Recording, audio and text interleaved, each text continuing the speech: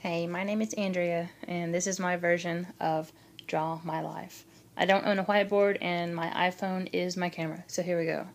I was born March 21st, 1984, to 2 excited parents and 3 not-so-excited siblings. I spent the first 8 years of my life in South Texas. My parents were staff members at RGBI, which is Rio Grande Bible Institute. That is a place where people go to college and learn Spanish to become missionaries to Spanish-speaking countries. The summer before my 9th birthday, we moved 6 hours north to a town called Kerrville. And at that point, my oldest brother, John, came home from the Navy, and the only thing he wanted to show me were the 2 tattoos that he had on his chest. My initial reaction was, Mom's going to be pissed at you, and I proceeded to get rubbing alcohol to try and wipe them off. And they did not come off, and the irony is totally alive when 20 years later I would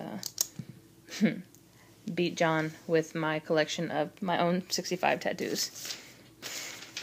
After I graduated from high school, I moved to San Antonio, worked odd and end jobs. Didn't really know what I wanted to do with my life. But then a year later, my parents decided they were going to move to Nashville. So I decided to go with them. Upon my arrival, I started college. I went for 3 years and decided that I hated it. Somebody offered me a job in a pharmacy, and I accepted. And contrary to everyone's belief, or most everyone's belief, I am not a pharmacist. I am a certified pharmacy technician. I've been doing this job for about 10 years, and I love it. Love everything about medicine. It's constantly changing, always finding, new cures. I just love to see how it works. And one of the other things I'm passionate about is cystic fibrosis. If you know me, then you know a little bit about how I'm very passionate about CF. My mom and my other brother, Mark, both have cystic fibrosis. It's a genetic disease that you're born with, or they were born with. You're not born with it. You would totally know it.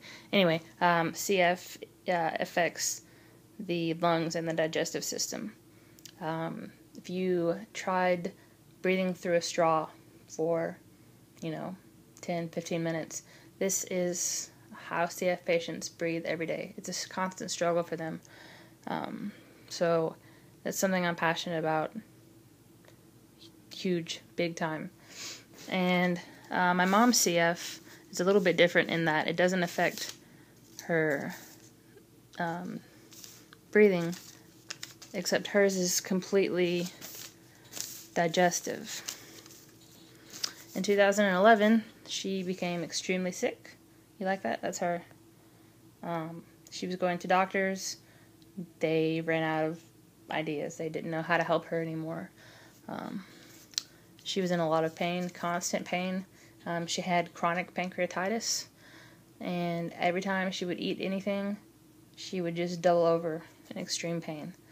And it got to where it wasn't even when she would eat. It was 24/7. Wake up with it, go to bed with it.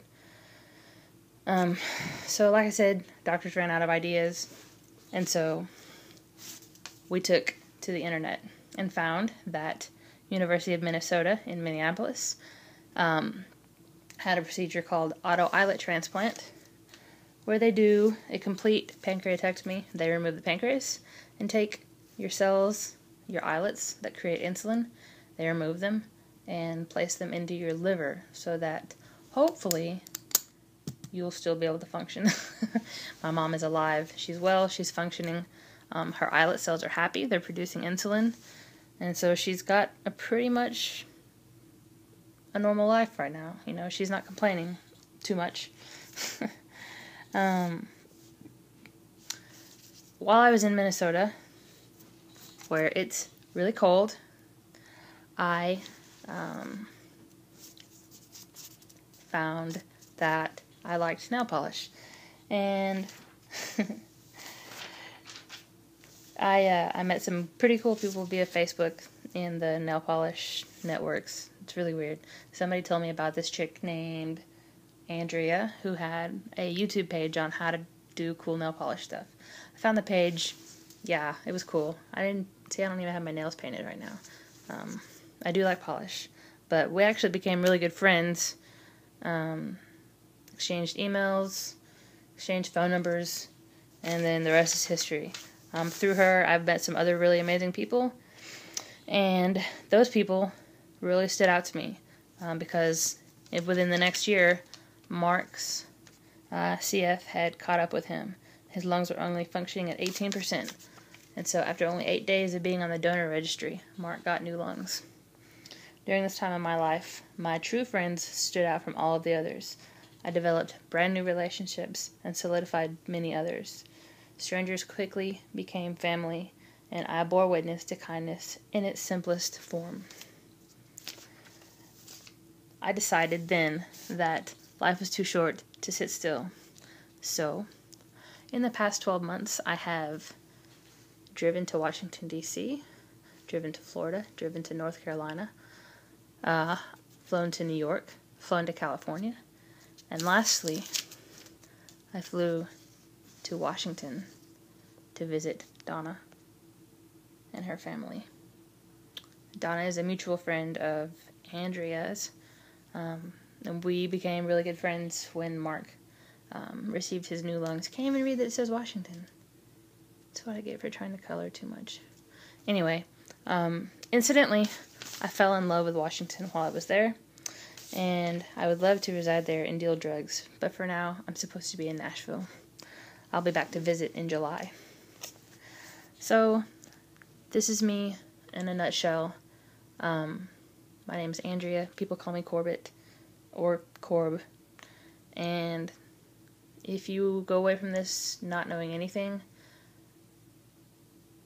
I want you to take this away. Be an organ donor. You don't need these organs when you're dead. People are on these lists. They need these organs. Think about it. I mean, lives are impacted in such a huge way.